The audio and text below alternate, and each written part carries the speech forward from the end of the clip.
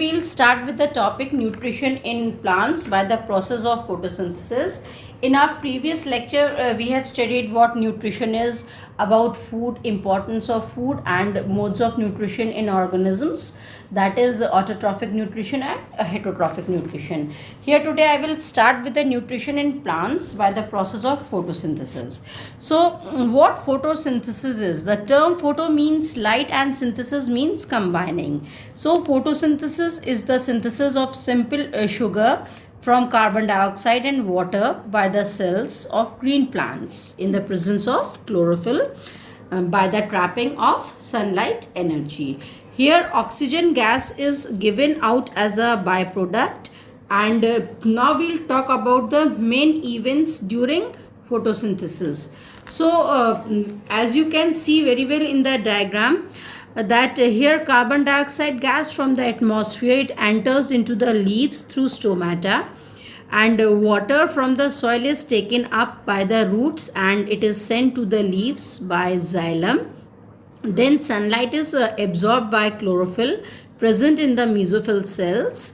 Oxygen produced as a byproduct during the process is given out into the atmosphere. Now solar energy, it is converted into utilizable chemical energy and is stored in glucose molecules. Now we'll talk about the importance of photosynthesis. So photosynthesis is the only process by which green plants convert sun's energy into food for all living beings. And photosynthesis is the only natural process in which oxygen is liberated into the atmosphere. Oxygen is necessary, you all know that oxygen is the gas which is necessary for the existence of life on earth. Then photosynthesis, it helps keep carbon dioxide concentration in the atmosphere constant. Carbon dioxide being released during respiration by living organisms is used during photosynthesis. Now we'll start with the photosynthetic organ. So leaf is a photosynthetic organ. Here photosynthesis, it occurs in the green parts of the plants. Leaves are the main photosynthetic organ, and to carry out the photosynthesis more efficiently, a leaf shows following adaptations, and these adaptations are leaves large surface area, leaf arrangement, presence of spongy parenchyma in mesophyll, thinness of leaves, presence of stomata, presence of chloroplast, and extensive network of veins. Now we'll start with the chloroplast, the site of photosynthesis. So what chloroplast is? Chloroplast, these are the cell organelles which are used for photosynthesis. These are mainly found in mesophyll cells that are located between the upper and the lower epidermis of a leaf. They are also present in the guard cells of stomata and outer layers of young green stem and its branches. Chloroplast, the structure of chloroplast is that they are disc-shaped cell organelles and they appear green due to the presence of photoreceptor pigment which is known as chlorophyll. It is contained in the thylakoid membrane of chloroplast and its molecules trap solar energy.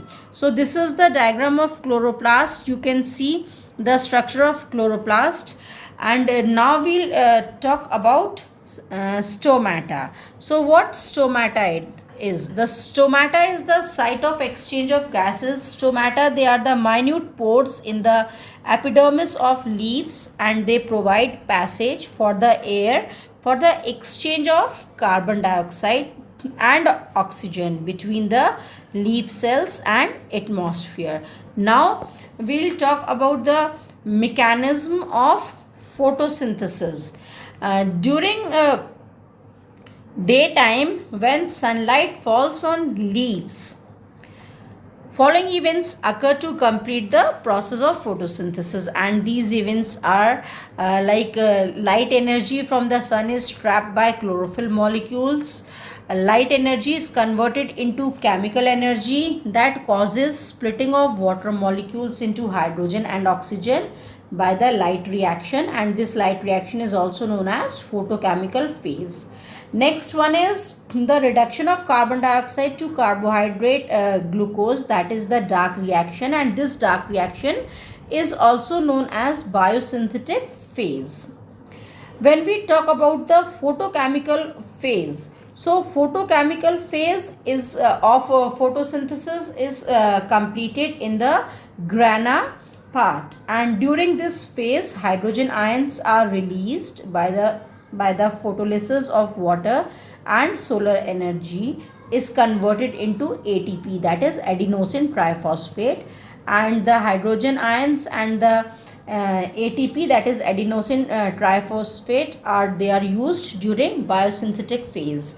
And when talking about the biosynthetic phase takes place in the stroma of chloroplast, and it does not need light, so it is also termed as dark reaction. In this process, what happens? Carbon dioxide is reduced to glucose with the help of hydrogen ions produced during photochemical phase, and energy is needed during this phase, which comes from the ATP, which is generated during photochemical phase.